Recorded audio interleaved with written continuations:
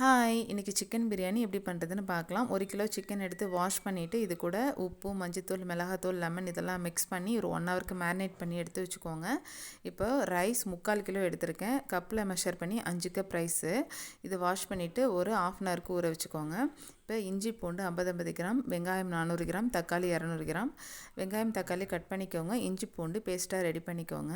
பச்சை மிளகாய் 1 கப் ரைஸுக்கு 2 மிளகாங்கிற மாதிரி 10 மிளகாய் எடுத்திருக்கேன். இப்போ பிரியாணி பாத்திரம் அடுப்பில் வச்சுட்டு இது கூட எண்ணெய் ஈக்குவலாக சேர்த்துக்கோங்க.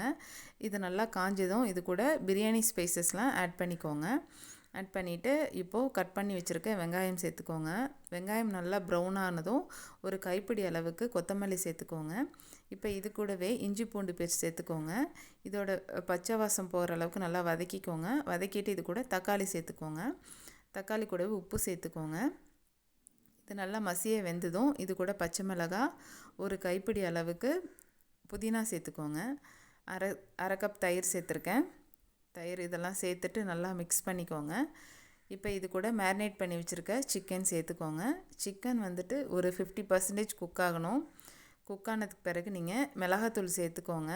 காரம் வந்துட்டு ஆல்ரெடி நம்ம பச்சை மிளகாய் சேர்த்துருக்கோம், ஸோ பார்த்து சேர்த்துக்கோங்க. இது இப்போ 70% குக் ஆகட்டும். குக் ஆனதும் நீங்கள் தண்ணி சேர்த்துக்கோங்க. 1 கப் ரைஸுக்கு 2 கப் தண்ணி சேர்த்துருக்கேன். மொத்தமாக 10 கப் தண்ணி சேர்த்துட்டு நல்லா கொதிக்கட்டும்.